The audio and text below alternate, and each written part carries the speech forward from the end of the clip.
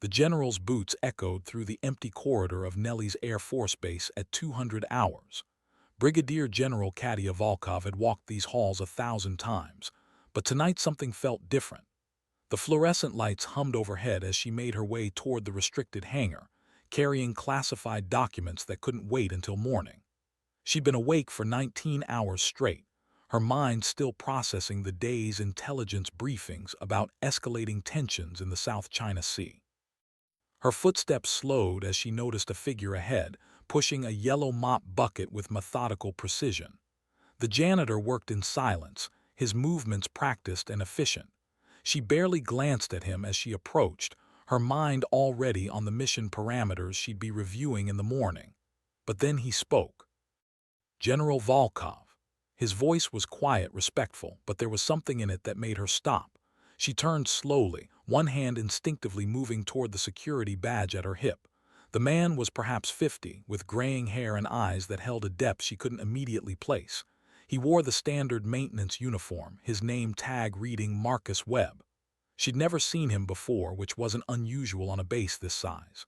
"Yes," she replied, her tone professional but guarded. He set down the mop handle carefully, as if the next words required his full attention. "I apologize for stopping you, ma'am. I know you're busy, but I saw you earlier today during the flight demonstration, at the ceremony." Katia's jaw tightened slightly. The ceremony had been routine, a showcase for visiting dignitaries. She'd stood on the tarmac in her dress uniform, watching the next generation of pilots perform maneuvers she'd once executed herself. "What about it?" Marcus reached into his pocket slowly, deliberately, and pulled out a small photograph. His hands trembled slightly as he held it toward her. "My daughter, Riley, she was at that ceremony too. She's been talking about you for months, ever since she learned you'd be stationed here." Katia glanced at the photo without taking it. A young woman, maybe 19, in civilian clothes, smiling at the camera. Pretty girl, bright eyes. "That's nice," she said, starting to turn away. "She has your tattoo," Marcus said quietly. The general froze. Her blood went cold in a way that had nothing to do with the air-conditioned hallway. "What did you say?" Her voice had changed completely, stripped of its professional veneer. Marcus's eyes were glistening now. "The phoenix, on her shoulder, same placement as yours, same design. She got it 2 years ago." Katia's mind raced backward through time, through missions and memories she'd locked away in compartments that weren't supposed to open. Her hand moved unconsciously to her left shoulder, where beneath the uniform fabric, ink marked her skin with a story she'd never told anyone. Where did she see it? The question came out sharper than she intended. "She said she met you once, 7 years ago, Bagram Airfield." The world tilted slightly beneath Katia's feet. Bagram, Afghanistan, the year everything changed.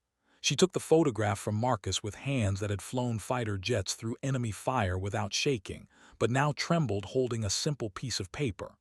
The girl's smile seemed familiar in a way that reached past logic straight into memory. "Tell me everything," Katia said, her voice barely above a whisper. Marcus nodded slowly, his own composure cracking. "Riley was 12 when her mother and I got divorced. She didn't take it well. Started acting out, getting into trouble. 3 years ago, she ran away from home for the 4th time. I found her at a tattoo parlor on the edge of town. She'd just gotten the Phoenix done. When I asked her why, she told me about a pilot she'd met years before. A woman who'd landed a damaged helicopter at Bagram, stepped out covered in blood that wasn't hers, and still took time to talk to a scared kid who'd wandered too close to the flight line." The memory hit Katia like turbulence at 30,000 feet. She remembered that day now, the hydraulics failure that had nearly killed her entire crew, the emergency landing that had been more controlled crash than anything else. And yes, there had been a child. A little girl with dark hair and frightened eyes, watching from behind a concrete barrier. Katia had been running on pure adrenaline, her shoulder bleeding from where shrapnel had torn through her flight suit. "I told her to stay brave," Katia whispered, the memory crystallizing. "I showed her my tattoo and said the phoenix always rises." Marcus's voice cracked. "She's been chasing that moment ever since. Joined junior ROTC. Worked 2 jobs to save for flight school." She got accepted to the Air Force Academy last month.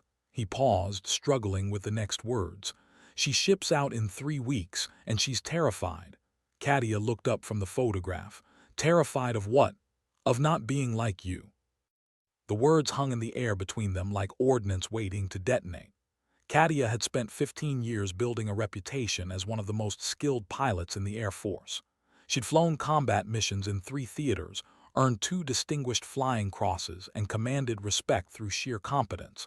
But she'd also spent those 15 years carefully controlling her image, never showing weakness, never admitting fear. "Why are you telling me this?" she asked Marcus.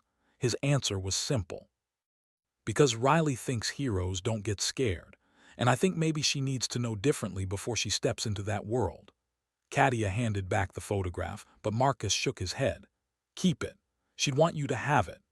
The general stood in the empty hallway, holding the picture of a girl she'd spoken to for maybe 5 minutes 7 years ago, a girl who'd turned that brief encounter into a compass for her entire life.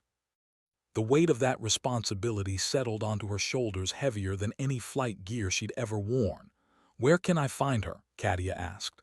Marcus pulled a worn notebook from his pocket and scribbled an address.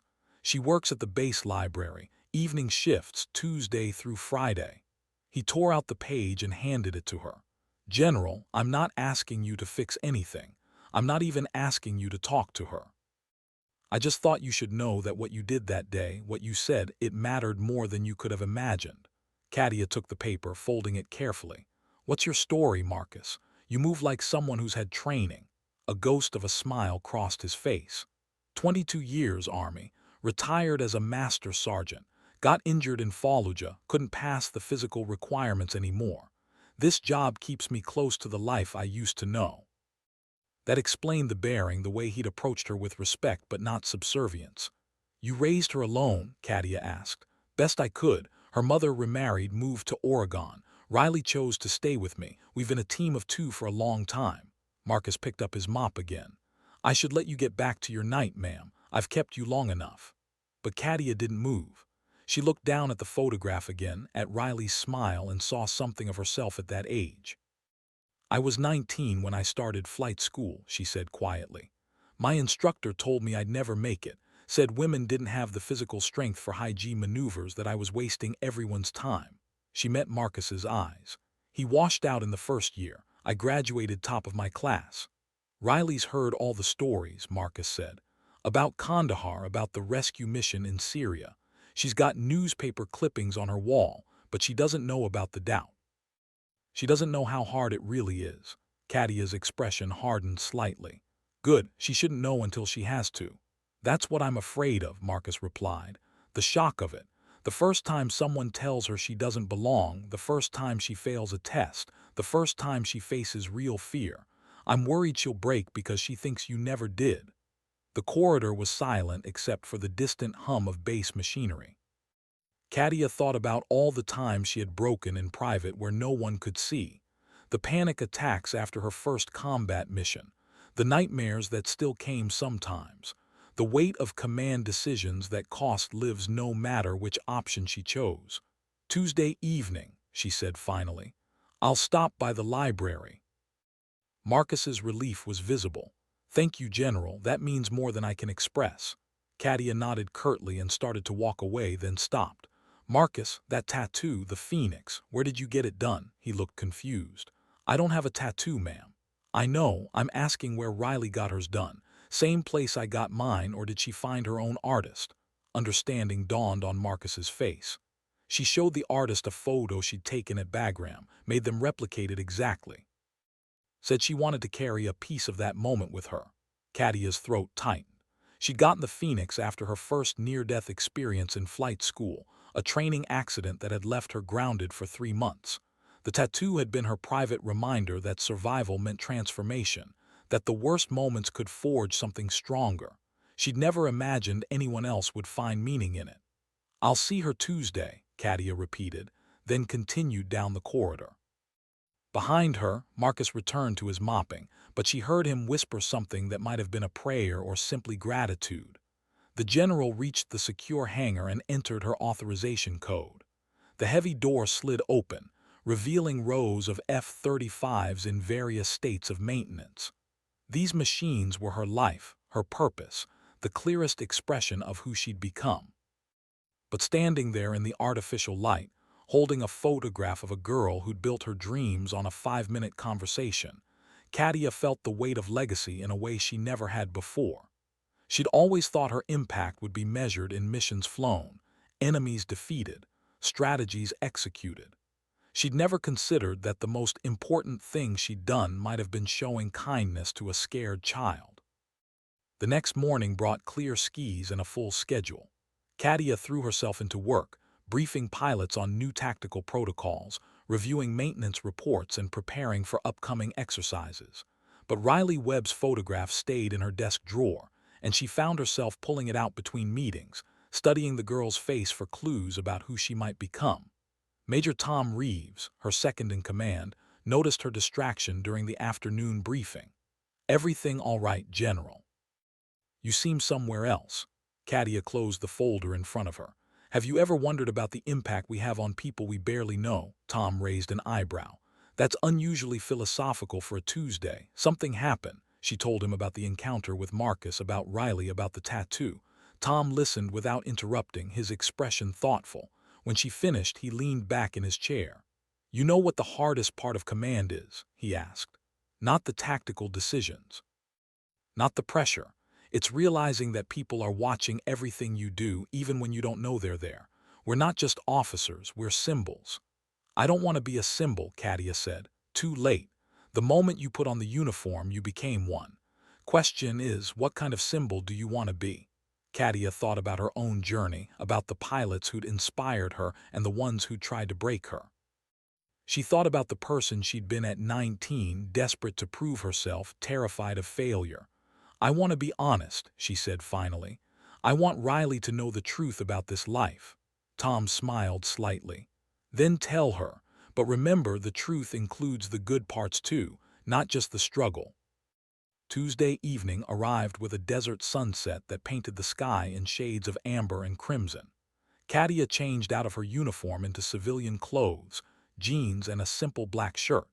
She wanted this conversation to happen away from rank, from the weight of stars and expectations. The base library was a small building near the residential quarters, its shelves lined with everything from military history to popular fiction. Katia pushed through the glass door and immediately spotted her. Riley Webb stood behind the checkout desk, scanning books with practiced efficiency. She was taller than Katia had imagined from the photograph, with her father's bearing and something else, something fierce in her eyes. She wore her dark hair in a ponytail, and when she reached up to shelve a returned book, Katia saw it. The phoenix tattoo, exactly where it sat on her own shoulder, visible beneath the sleeve of Riley's t-shirt. The girl hadn't noticed her yet, focused on her work.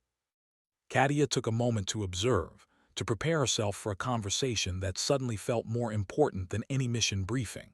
What did you say to someone who'd built their life around an image of you that might not match reality? Riley looked up, saw her, and went completely still. The book she'd been holding slipped from her fingers and hit the desk with a thud. Recognition flashed across her face, followed by disbelief, then something that looked almost like fear. "General Volkov," Riley breathed, her voice barely audible. Katia walked to the desk slowly, letting Riley process her presence. "I understand you're headed to the academy next month." Riley nodded mutely, her composure crumbling. "Your father told me he's very proud of you." That broke the dam. Tears spilled down Riley's cheeks. "I can't believe you're here. I can't believe you're real. I mean, I know you're real, but you're here." "Can we talk?" Katia asked gently. Riley managed to close the library early, her hands shaking as she locked the door. They walked to a quiet bench overlooking the flight line where aircraft took off and landed in the fading light. Neither spoke for a long moment, watching an F-16 climb into the darkening sky.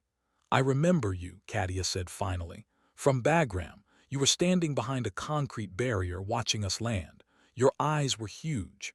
Riley wiped her face. "I wasn't supposed to be there.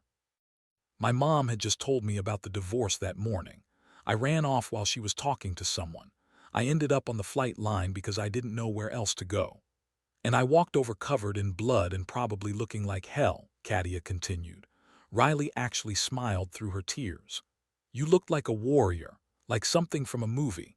And when I asked if you were okay, you showed me your tattoo and told me phoenixes always rise from the ashes. You said the fall doesn't matter if you choose to fly again." Katia had forgotten she'd said that. The words had come from somewhere deep, from her own experience of failure and recovery. "I got it 2 years later," Riley said, touching her shoulder. "Same design, same placement. I wanted to remember that moment, that feeling that maybe I could be strong like you." The general felt the full weight of Marcus's words from days before. "Riley, I need to tell you something, and it's going to sound like I'm trying to discourage you. I'm not, but you need to hear it before you go to the academy." Riley tensed. "What?" "That day at Bagram, I was terrified. The hydraulics failed at 800 feet. We were spinning, losing control. I landed that helicopter on pure instinct and luck. Afterward, I went behind a building and threw up. My hands shook for 3 hours." Riley's expression shifted, confusion replacing admiration. "But you seemed so calm, so in control." "That's the job," Katia said, "appearing calm when everything's falling apart. But inside, I was a mess. I'm still a mess sometimes." She pulled down the collar of her shirt, revealing the edge of the phoenix tattoo. "I got this after my first major training accident. I crashed a helicopter during a night exercise. My instructor died. I spent 3 months in physical therapy and 2 years in therapy for the trauma. The phoenix wasn't about strength. It was about remembering that breaking doesn't mean you're broken." Riley sat very still, processing this revelation. "But you became a general. You flew combat missions. You're a legend." "I became those things because of the failures, not despite them," Katia replied.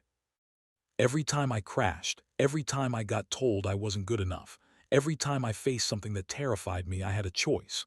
Give up or get up. The phoenix doesn't represent never falling, Riley. It represents choosing to rise." The sun had fully set now, and the flight line lights illuminated the tarmac in harsh white. A crew was preparing an F-35 for a night training run, their movements choreographed through years of practice. "Are you telling me I shouldn't go?" Riley asked quietly. "I'm telling you that going is going to be harder than you imagine. You'll fail tests. You'll question yourself constantly. Someone will tell you that you don't belong, that women can't handle the physical demands, that you're wasting everyone's time. And when that happens, you need to know that every pilot worth a damn has heard the same things." "Did you ever want to quit?" Riley asked. Katia laughed, but there was no humor in it.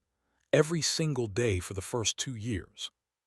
The confession hung between them like a flare in the darkness. Riley had spent 7 years building an image of Katia Volkov as invincible, and now that image was cracking to reveal something more complex, more human. "My first instructor at flight school was a man named Colonel Parks," Katia continued. "He told me on day one that I'd never make it through. Said I was too small, too weak, that women didn't have the right mindset for combat aviation. He graded me harder than anyone else, failed me on exercises where male students passed with similar performance. I spent nights crying in my dorm room, convinced he was right." Riley's eyes were wide. "What changed?" "Another instructor, Captain Maria Chen. She was one of 3 female pilots on base at the time. She pulled me aside after a particularly brutal training session and told me something I've never forgotten. They'll try to break you because they're afraid of what happens if you succeed." That reframed everything. Katia stood and walked to the edge of the viewing area, looking out at the aircraft. "Parks wanted me to quit so he could prove his theory that women couldn't hack it. If I quit, he won. If I stayed and succeeded, everything he believed about women in combat aviation was wrong. The pressure wasn't about me personally. It was about what I represented." Riley joined her at the railing. "Did he ever admit he was wrong?" "He died in a training accident my 3rd year. Never got the chance." Katia's voice was matter-of-fact, but Riley heard the complexity beneath it. "I flew at his memorial service. That was the day I realized I wasn't just fighting for myself anymore. I was carrying forward the possibility that someone like you could exist." The night air was cooling rapidly, and Riley pulled her jacket tighter. "I'm scared," she admitted. "All I've wanted since I met you was to be like you, but hearing about the doubt, the fear, the times you almost quit, it makes it seem impossible." "It is impossible," Katia said. If you go in thinking you'll never fail, never doubt, never want to quit, but it's absolutely possible if you accept that failure is part of the process. The question isn't whether you'll get knocked down. The question is whether you'll get back up. She turned to face Riley directly. At the academy, you're going to have moments where you can't see a way forward. You're going to fail physical tests, academic exams, leadership scenarios. Your classmates will excel at things that destroy you. You'll wonder if everyone was right if you don't belong. In those moments, I need you to remember something. What? Riley asked. The phoenix doesn't rise because it's strong enough not to burn. It rises because it accepts that burning is part of transformation. Every pilot I know who's worth a damn has scars, visible or otherwise. The ones who wash out are usually the ones who couldn't accept that getting scarred is part of learning to fly. Riley was quiet for a long moment, digesting this. An F-35 roared overhead on its takeoff run, the sound so loud it vibrated in their chests. They both watched it climb, afterburners bright against the darkness. My mom thinks I'm crazy, Riley said when the noise faded. She wanted me to go to a normal college, study something safe. My dad supports me, but I know he's terrified. And now you're telling me it's going to be even harder than I imagined. I'm telling you it's going to be real, Katia corrected. The distinction seemed to settle something in Riley. She took a deep breath and looked at Katia with new understanding. Can I ask you something, and will you tell me the truth? Yes. The mission everyone talks about, the rescue in Syria, the one that got you the second Distinguished Flying Cross. What really happened? Katia had known this question would come eventually. The Syria mission had become legend, the details both classified and mythologized. She'd extracted a downed pilot behind enemy lines while under heavy fire, sustaining damage to her aircraft and injuries to herself. The official story made it sound like calculated heroism. The truth was messier. I was terrified the entire time, Katia said. We got the call that Lieutenant Morrison was down in hostile territory. I volunteered to lead the extraction because I was the most experienced pilot available. We took ground fire on the approach. My co-pilot Davis took shrapnel to the leg. I could hear Morrison on the radio, panicking, saying he could hear enemy forces closing in. She paused, the memory vivid despite the years.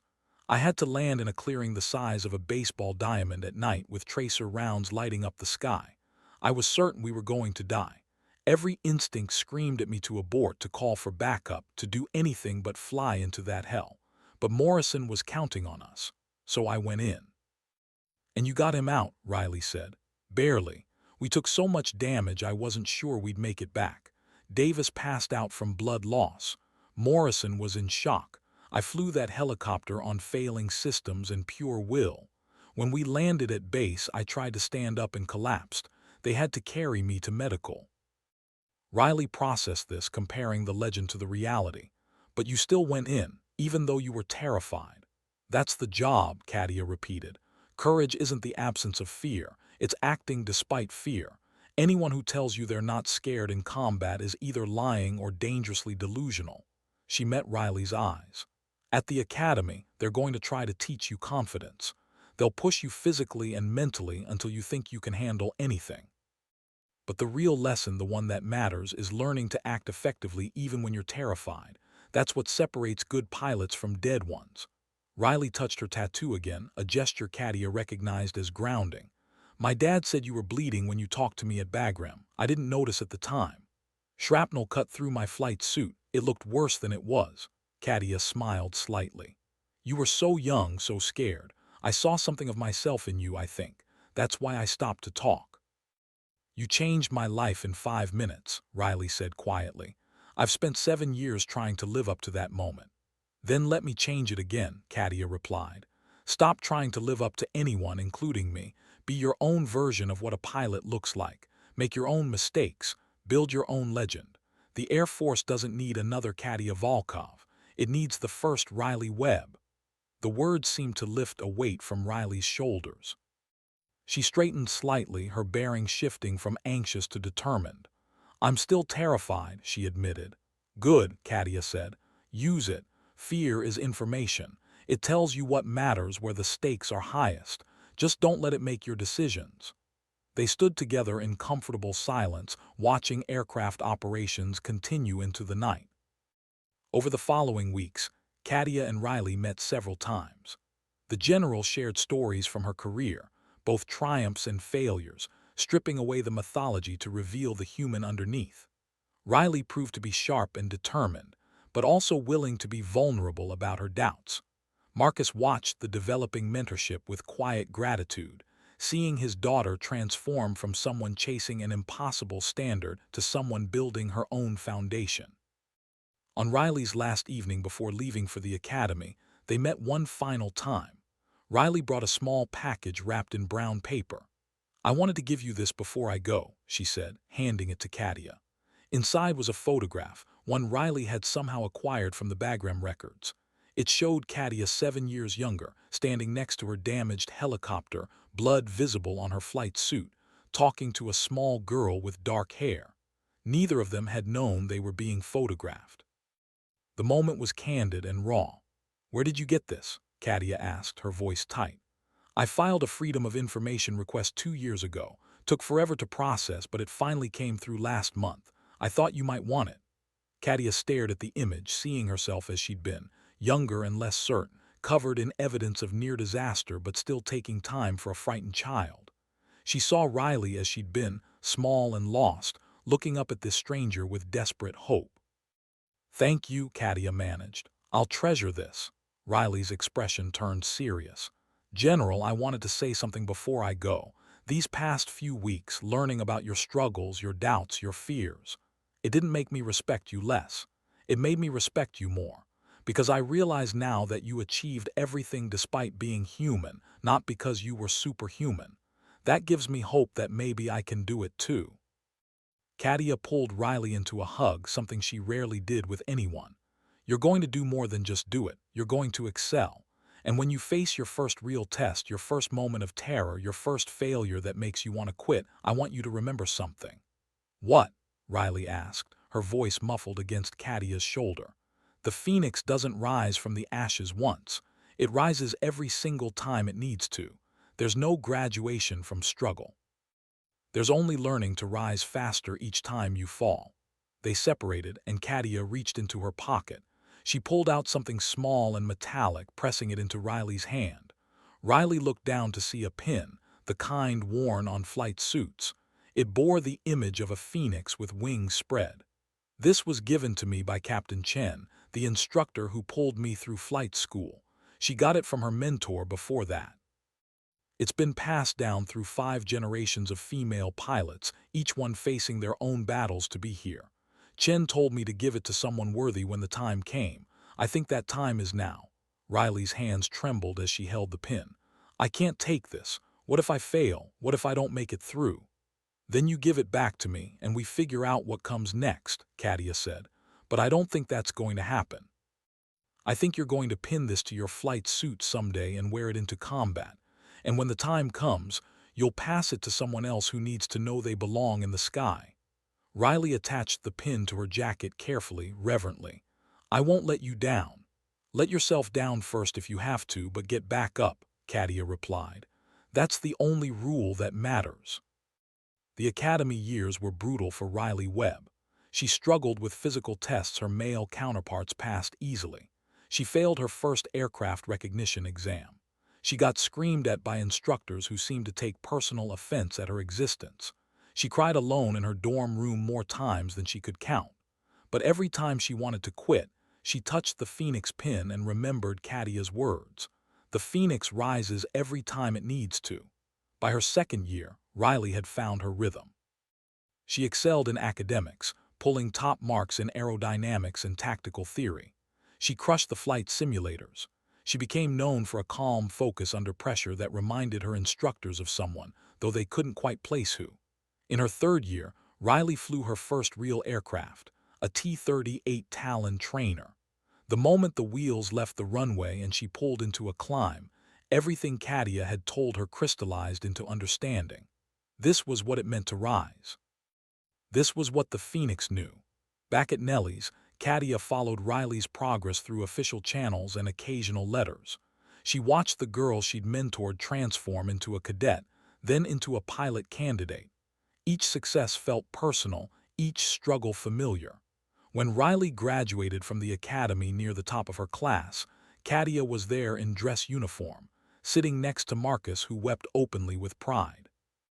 Riley spotted them in the crowd and her composure almost broke, but she held it together. Later, at the reception, Riley introduced Katia to her classmates as her mentor. The respect in the young pilot's eyes reminded Katia that legacy wasn't just about personal achievement. It was about what you built in others. Riley's first assignment was to Langley Air Force Base, flying F-22 Raptors. She called Katia the night before she reported for duty, her voice carrying equal parts excitement and terror. "What if I'm not ready?" Riley asked. "You're not," Katia replied bluntly. "Nobody ever is, but you're prepared, and that's what matters. Ready is a feeling, prepared is a state of training. Trust your preparation." "I'm wearing the pin," Riley said. "On my flight suit. It's already gotten questions." "Good. Let them ask. Tell them the truth about where it came from and what it means. The more people who know the story, the more real it becomes for the next generation." Riley's voice softened. "I never properly thanked you for that night at the library, for being honest about the struggle. If you'd just been the invincible hero I'd built up in my head, I would have broken the first time things got hard. But knowing you'd been through the same doubts, it made me feel less alone." "You were never alone," Katia said. "Every woman who's worn wings has walked the path you're walking. We're all connected through the struggle. You carry us with you, and someday someone will carry you with them." They talked for another hour, about tactics and procedures and the small details that made the difference between good pilots and great ones. When they finally said goodbye, Katia sat in her office looking at the photograph Riley had given her years before. The image of two people connected across rank and time, neither knowing the impact that moment would have. Major Reeves knocked and entered without waiting for permission. "You look contemplative, General. Reflecting on your protege," Katia smiled. "Reflecting on the fact that the most important thing I might ever do happened by accident in a war zone because I took 5 minutes to talk to a scared kid." Riley's first year flying combat aircraft was everything Katia had promised: difficult, terrifying, exhilarating, and transformative. She faced down instructors who questioned whether she belonged in the cockpit. She failed check rides and had to retake them. She made mistakes that could have been fatal but were caught by training protocols. And she rose, every single time. Word of Riley Webb began to spread through the fighter-pilot community. Not as someone special or extraordinary, but as someone solid, reliable, the kind of pilot you wanted on your wing when things went bad. In her second year at Langley, Riley was deployed to support operations in the Middle East.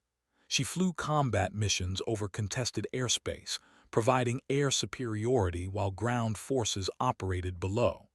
It was during one of these missions that everything Katia had taught her came into focus.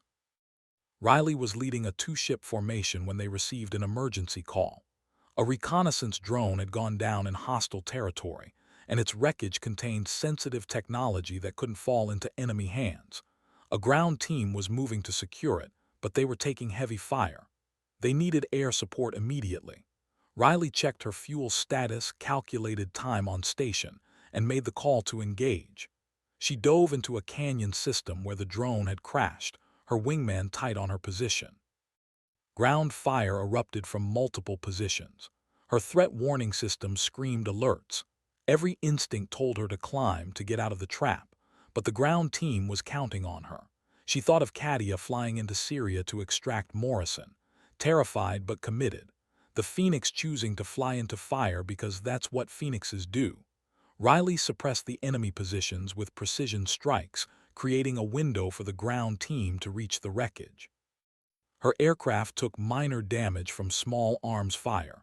Her hands shook on the stick, but she held position until the team confirmed they had secured the technology. The flight back to base was the longest of Riley's life.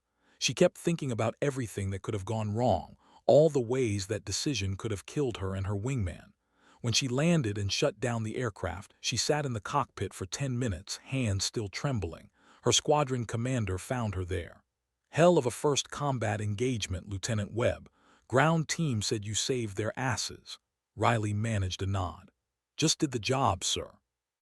The job includes being scared shitless, he replied. You held it together when it mattered, that's what counts. That night, Riley wrote a long letter to Katia describing the mission in detail. She included things she couldn't say in official reports, the terror, the doubt, the moment she almost called off the engagement. She ended with a simple sentence. I understand now what you meant about the Phoenix. It's not about not burning, it's about flying anyway. Katia received the letter 2 weeks later. She read it 3 times, seeing her younger self in every line. That evening, she wrote back, sharing a story she'd never told anyone. It was about a mission early in her career where she'd frozen under fire, where fear had paralyzed her for crucial seconds. Her wingman had covered for her, taken the engagement she should have taken, and gotten them both home safe. Afterward, that wingman had pulled her aside and said, "Fear is normal. Freezing is normal. What matters is that next time, you fly through the fear instead of stopping in it." That wingman was Captain Chen, Katia wrote to Riley. The same pilot who gave me the Phoenix pin you now wear. She died 3 years later in a training accident, making sure her students could practice emergency procedures safely. Her last act was teaching someone else to fly. Riley carried that letter with her on every mission afterward. It lived in the pocket of her flight suit, a reminder that the legacy she carried wasn't about perfection. It was about persistence. Over the next 3 years, Riley built a reputation as a skilled and reliable pilot. She upgraded to flight lead, then to instructor pilot, teaching new aviators the same lessons Katia had taught her. She never sugar-coated the difficulty. She never pretended fear wasn't real.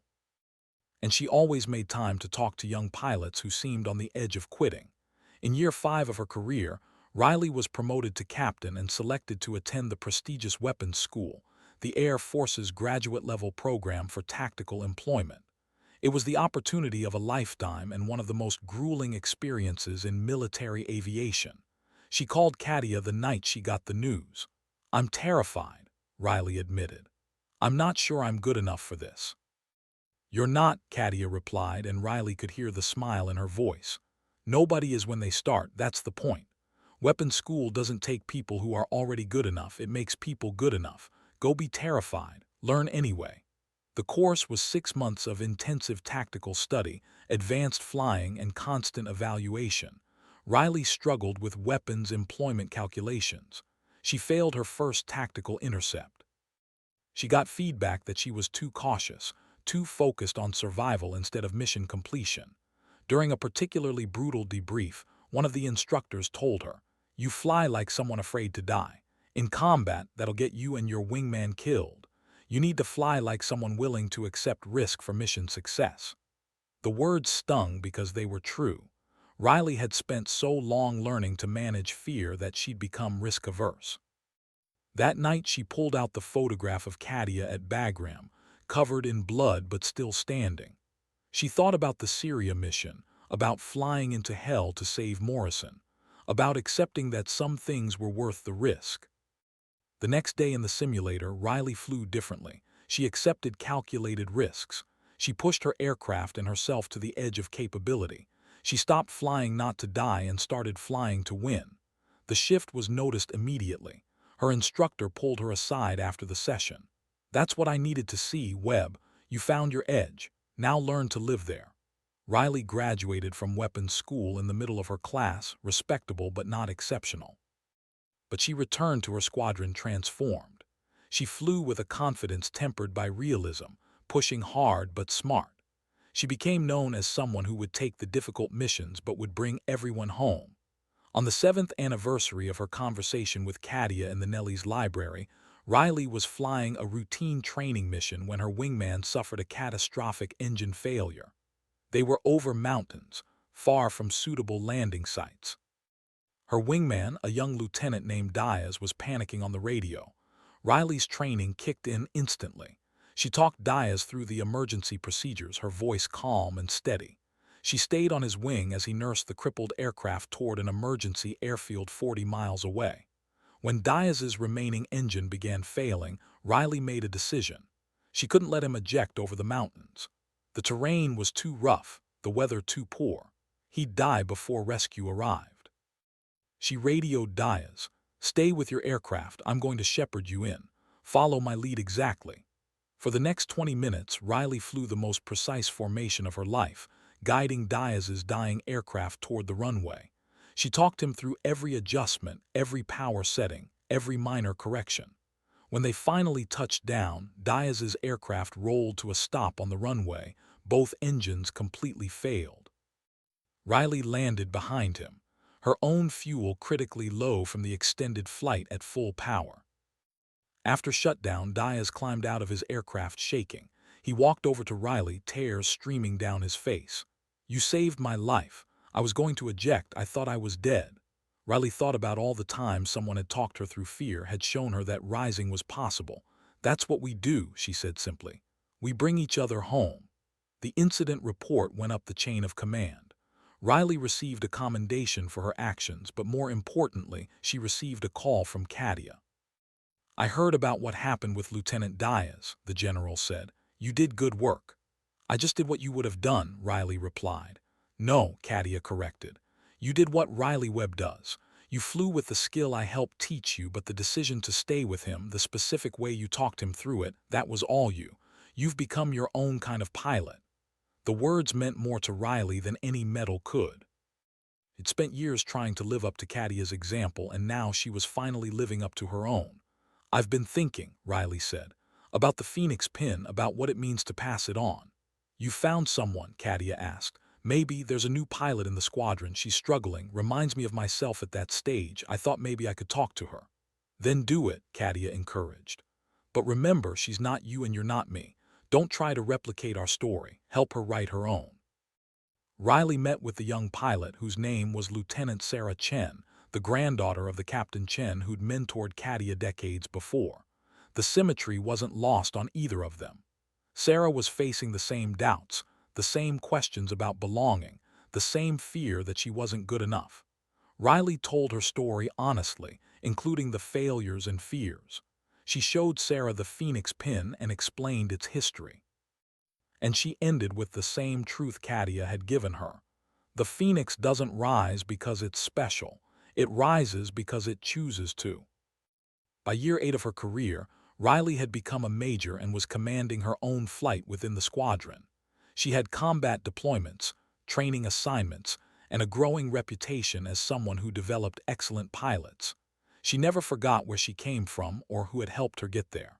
On a cool evening in November, Riley received word that Katia was retiring from the Air Force. 30 years of service were coming to an end. The retirement ceremony would be held at Nellie's, where it had all begun. Riley requested leave to attend, and her squadron commander approved immediately. "General Volkov is why you're here," he said. "Go pay your respects." The ceremony was held on the flight line at sunset, with rows of pilots in dress uniform standing at attention. Katia walked through their ranks, acknowledging each with a nod. Her 30 years showed in the lines on her face and the gray in her hair, but her bearing was still that of a fighter pilot. When she reached the podium, Katia looked out at the assembly and saw Riley standing in the front row, the Phoenix pin visible on her uniform. Their eyes met across the distance, and something unspoken passed between them. Katia's speech was characteristically direct. She didn't romanticize military service or pretend it had been easy. She talked about the cost of the life they'd chosen, the sacrifices and struggles. But she also talked about meaning, about the privilege of serving something larger than yourself. "I leave this uniform knowing that what we do matters," Katia said. "Not because we're perfect, but because we show up every day and try to be worthy of the trust placed in us. We fail sometimes. We doubt ourselves often, but we keep flying." Her voice caught slightly. "And we teach the next generation to fly so they can teach the one after that. That's the real legacy. Not the missions or medals, but the chain of knowledge and courage that we pass forward." After the ceremony, there was a reception in one of the hangars.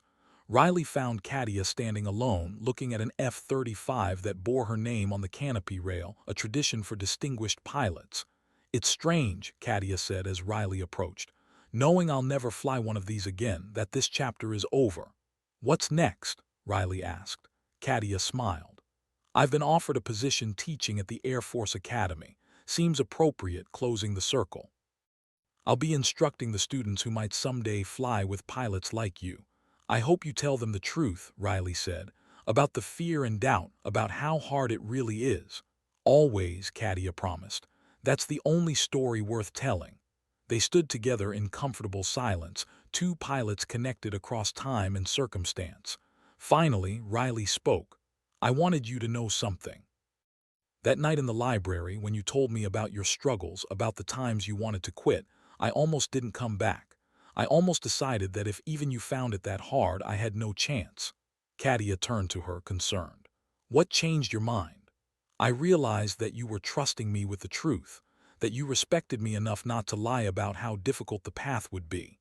If you'd just given me platitudes and inspiration, I would have felt patronized. But you treated me like a fellow pilot even though I was just a kid with a dream. That trust made me want to be worthy of it. Katia's eyes glistened. You became more than worthy, you became essential. The Air Force needs pilots like you, Riley, people who lead with competence and compassion, people who remember what it was like to struggle. I had a good teacher, Riley replied. They embraced, and Katia whispered, the pin looks good on you. Chen would be proud. The years rolled forward. Katia found fulfillment in teaching, shaping cadets with the same honest approach she'd used with Riley. She never sugar-coated the difficulty, but she also never let students believe they were alone in their struggles. She became known as demanding but fair, tough but caring. Students sought her out for advice, for mentorship, for the kind of truth that only someone who'd lived the life could provide. Riley continued to excel in her career, deploying multiple times, taking on increasingly complex responsibilities. She was promoted to lieutenant colonel and given command of an entire squadron. She led with the same philosophy Katia had taught her, honesty about challenges, but confidence in her people's ability to meet them. She maintained the tradition of the Phoenix pin, though she wore it herself still. She'd tell younger pilots the story behind it, about Chen and Katia and the lineage of women who'd fought to make space in the sky. She explained that the pin would be passed on when the right moment came, but that moment hadn't arrived yet. In year 15 of Riley's career, she was deployed to the Pacific Theater as tensions escalated with a near-peer adversary. Her squadron was tasked with maintaining air superiority in contested regions, flying missions that walked the knife's edge between deterrence and conflict. It was during this deployment that Riley faced her defining test. Her squadron intercepted a formation of foreign military aircraft operating near international boundaries. The situation was tense, with both sides armed and operating under restrictive rules of engagement. Any mistake could trigger an international incident or worse. Riley, as mission commander, had to balance showing strength without provoking conflict, maintaining position without escalating tensions. For 2 hours, she led her formation in a careful dance with the foreign aircraft, neither backing down nor pushing too hard. Her communication with both her pilots and the other aircraft was professional and calm, even as her heart hammered in her chest. Finally, the foreign aircraft withdrew, mission incomplete. Riley brought her squadron home without firing a shot, having achieved the objective through precision flying and nerves of steel. The operation was classified, but word spread through the fighter community about Riley Webb's handling of an incredibly delicate situation. She received a call from Katia that night. The retired general, now a senior instructor at the academy, had heard through the network of pilots about what had happened. I heard you faced down an international incident today, Katia said. Kept your cool when a wrong move could have started a war. Riley was exhausted, running on adrenaline fumes. I was terrified the entire time, kept thinking about every worst-case scenario. But you didn't let the fear make your decisions, Katia observed. You flew the mission that needed to be flown. That's mastery, Riley. Not the absence of fear, but the ability to act effectively despite it. I kept hearing your voice in my head, Riley admitted. About the phoenix flying into fire because that's what phoenixes do. About accepting that burning is part of transformation. You've transformed, Katia said quietly. From the scared 19-year-old with a tattoo she didn't fully understand into a leader who can be trusted with life-and-death decisions. The Phoenix has risen multiple times now, each time stronger, each time more aware of what the flight means. Riley looked at the Phoenix pin on her flight suit, worn now from years of use. I think I'm ready to pass it on. There's a young pilot in my squadron who reminds me of who I was. She's struggling with doubt, with feeling like she doesn't belong. I thought maybe the pin could help her the way it helped me. Then the time has come, Katia agreed. Tell her the full story. Tell her about Chen, about me, about yourself. Let her know she's joining something larger than any individual pilot. And Riley. Yes, ma'am. Thank you for carrying it so far, for honoring what it represents. Riley gathered Lieutenant Sarah Chen privately in the squadron-ready room. The young pilot was visibly nervous, probably expecting some kind of counseling about her recent performance struggles. Instead, Riley unpinned the Phoenix from her flight suit and held it between them. "Do you know what this is?" Riley asked. Sarah shook her head. "No, ma'am. This pin has been passed down through 5 generations of female fighter pilots. It started with someone whose name I don't even know, who gave it to Captain Maria Chen, who gave it to then Captain Katia Volkov, who gave it to me when I was heading to the academy. Now I'm giving it to you." Sarah's eyes widened. "Ma'am, I can't accept this. I'm barely making it through training. I failed my last evaluation. I don't deserve—" "Stop," Riley interrupted. "The pin isn't for people who deserve it. It's for people who need to know they belong in the fight even when everything suggests otherwise. Captain Chen gave it to Katia when Katia was convinced she'd never make it through flight school. Katia gave it to me when I was terrified of the academy. Now I'm giving it to you when you're doubting yourself. That's the tradition." She told Sarah the whole story, from Katia's struggles at Bagram to Riley's own failures and fears. She explained that the Phoenix wasn't about strength or skill. It was about the choice to keep rising. Every pilot who's worn this has faced moments where quitting seemed like the only logical option, Riley concluded. They all chose to fly anyway. Now you're part of that lineage. When you want to quit, and you will want to quit, remember that we've all been there, and we all chose to stay. Sarah took the pin with shaking hands. "What if I let you down? What if I wash out?"